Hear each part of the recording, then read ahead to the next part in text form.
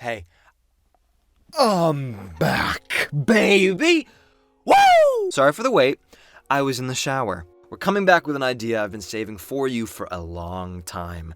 Evil spirits of the sea have kept it safe in Davy Jones's locker for me, and 4 years later, it is time to be released. This is my top 5 shipwrecks in Skyrim. Let's get into it. Starting off with number 5, we have the wreck of the Strident Squall. You can find this at the southernmost tip of the island of Solstheim. Already the name of it informs the reason for its ruin. Strident means loud and harsh, and squall is a sudden and violent gust of wind or storm. So if it's the wreck of the Strident Squall, that means the ship f***ing suplexed that storm on its head, and Bob starts punching in the guts like goosh goosh. But as it safely pulled aside for a quick snack, that's when the reavers from the island rushed it, they took over the place, and now it's giving off Fallout 4 vibes, you know what I mean? Like, you know when raiders live somewhere and they make it really raidery? It's kind of like that. Lots of skulls, dead bodies on display to make very clear that this shipwreck has been pimped out into something brand new. You can't even access other parts of it unless you go through the front entrance. There's no hidden gap in the hull that you can swim through, like so many other shipwrecks on this list. They really fortified the place to stay well defended. So it kind of makes you wonder why they come rushing out at the first sign of noise instead of waiting for you to come to them. Anyway, I digress. Of all the wrecks on the list, I like this one because it feels the freshest. I think it's because the bodies still have flesh on them. It's like, oh, this didn't just happen because there are still skeletons in the submerged areas. And, that took a little while to decompose, but there are, whole bodies in the submerged areas and above water. It's kind of like in between. I googled how long it takes a body to decompose at sea, and it's saying about a week or two, so we might be right in the middle of that process. Whoa! I don't know, it makes you feel some type of way when you're standing in the green water. Ugh. The way the walls are built makes me think of Anus. Shooting a dragon priest staff with the hole keeps the flames there longer, which to me resembled a hot shit you get from eating too much fat. Should you attempt to stare at the anus, you may notice inside of it is a red guard. He isn't moving, and he still has his clothes on. This implies there may still be room for you to fit. On the bottom floor is a spot that looks no more than a few inches of flooding, but if you step through it, you'll find yourself sinking in the deepest part of the ship. It's only committing and swimming through it that takes you to the red guard. I'd say considering he has a potion in his knapsack and a giant's toe just beside him, it's possible this man was an alchemist.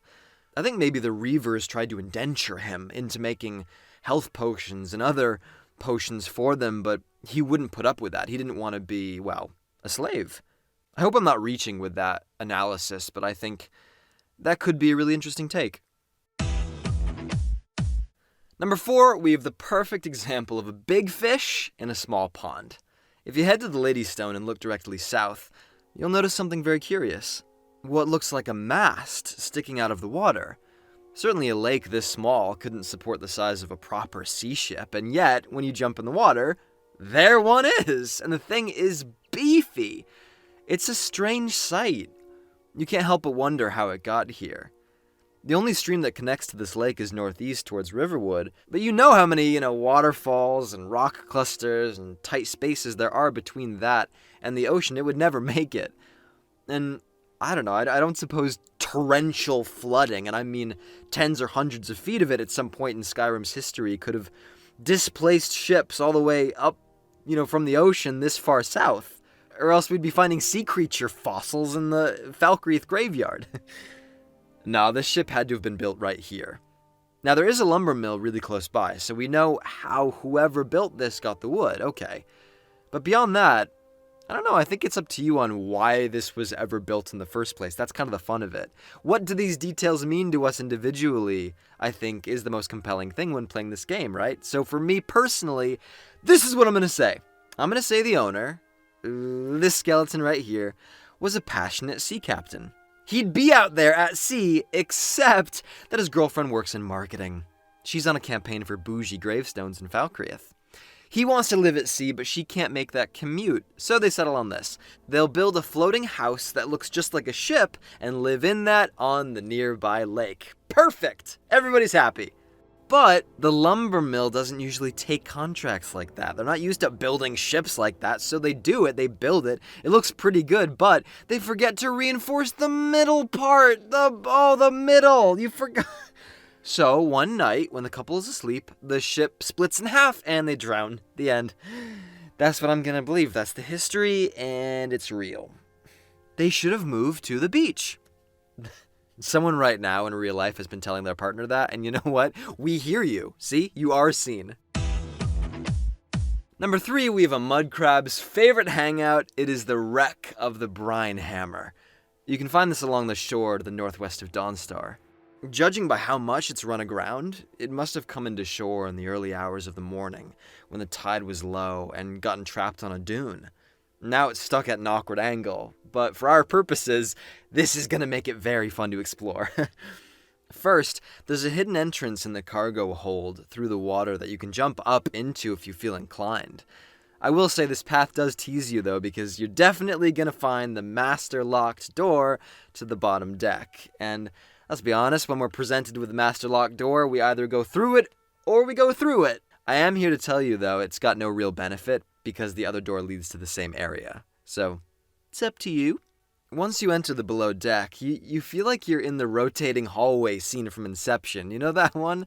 The tilt of the ship makes your footing labored. So the barrels, crates, chairs, shelves, all of those are knocked over in your way.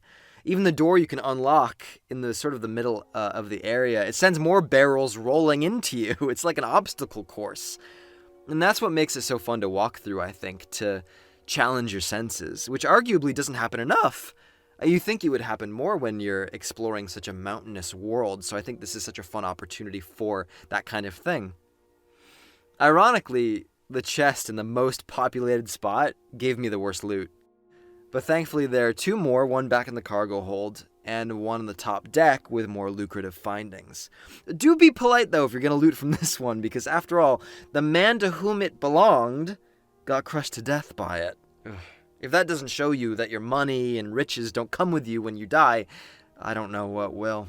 But the jolt of hitting the sand dune was apparently so powerful, it explains why all the cargo in this ship is flipped around. You know what? If only it was a window that got launched at him, because then he might have passed through it. Oh, that could have been really cool. Number 2, we have the wreck of the Winter War. You can find this to the northeast of Windhelm, where the river spills into the ocean. It looks like the late captain tried squeezing in between 2 glaciers, but the passage was too tight to fit through. Immobilized then in the freezing water, this ship became a target for plundering. Now, of all the shipwrecks that have bandits living there, this one is my favorite, and that's because there's so many opportunities for an interesting fight. The different levels, mixed with an open concept, always lead to a wild battle, and I love that! If you approach the ship from the west, you could find your leg gripped by a bear trap if you walk too fast. So be careful. Of course, coming from this way will give you the high ground, and that could be good. You can get it kicked off, but I wanted to see what would happen if I swam inside from the bottom. Whether it's day or night, the bandits will know you're swimming in. Their hearing is really good for some reason, really, really good. But I noticed they don't attack right away, they just warn you. So, if you swim in really fast and then you sneak, you can get inside without them being alerted. You just have to do it quick. There can't be any doubt. The benefit of this is finding the bandit chief at his most vulnerable state, asleep on his bedroll. You may find this is the best way to deal a lot of damage to him, while his lackeys are still scrambling to figure out where you even came in. After the chief is dead, there's no point in staying silent. Rushing up to the top floor, you soon find yourself jumping in between the natural chasm that's been created by the ship's split. It's really satisfying. The more you do it, the more you jump, and the more you try to confuse them. And while boarding enemy ships isn't, really a part of this game, this is probably the closest it's gonna feel, and that's fun. The 2 halves of the ship make you feel like you're jumping onto an entirely different vessel every time you do it, like you boarded a ship in the middle of the sea, something like that. And if you use destruction magic like I am here, it'll quickly feel like cannonballs are connecting around you, sending up billows of flame that light the icy dark. And if you ever get overwhelmed, there's an opening on the second floor you can jump through seamlessly, and now you've got more cover. See, it's like the more you use the environment, the more of a goose chase you'll pull these guys through. And they can only blame themselves for building this place to your advantage. So overall, it's a fun fight. I like this place, and there's a fat chest waiting for you when the smoke settles. And number 1, we have the godfather of shipwrecks, and that is Pilgrim's Trench. You can find this in between the Tower Stone and Isgrimor's tomb. When you arrive, little is there to raise your curiosity. I don't know, maybe if it weren't for the name, you'd have never found this. You can see a dinghy that's been flipped that lies in the water. That's fine, it's not an uncommon sight for you, but who knows, maybe this implies someone was here looking for something. So, you jump in the water, and suddenly your whole vision is obscured. The murky color is infinite, and there seems no end to its depth. Attempting this without the ability to breathe underwater would be impossible. But you take the plunge, and eventually you do. You find the sunken ship the above sailor must have been looking for. Good. However, as you swim along the deck, you notice, well, there's no chest. And every ship until now has had at least one. It's like, have we completed this area? And of course, Pilgrim's Trench. Trench is in the name. Trenches, they're deeper than they are wide. So you go, wait a minute, is there more? So you swim further down and suddenly you find another ship that's sunken. And then you swim further down and you find another ship that's sunken. And another ship that's sunken and another ship that's sunken. Until you realize you're in the middle of a naval graveyard. Every push through the gloomy water leads you to more ruin. And by the time you hit the bottom, you feel lost. Looking up, you've lost all signs of sunlight. It's like looking down or left or right, or you can't tell which is which. For me, this takes the number 1 spot because of just how unsettling it is. It feels wrong, like you shouldn't be here. And it gives you the sense of hopelessness that I would say is the conceptualization of a once great vessel speeding through the waves, very mobile and adventurous, to now it lies totally still in a sort of bleak chamber. The middlemost ship has the chest that you were looking for, by the way, 2 of them. Hopefully what they lack in reward, you made up an experience. Swimming back to the top requires your best intuition. It feels like your screen is a blank slate. That is, until a slight gradient reveals what could be a surface as it gets brighter and brighter and brighter, and then... fresh air. It feels good to know your story doesn't end in these waters. And now you can hop on the ice on your way out. Yay! And there you have it, my top 5 shipwrecks in Skyrim. If you enjoyed the video, please like, comment, and subscribe. And down below, please tell me what other ones do you think I missed.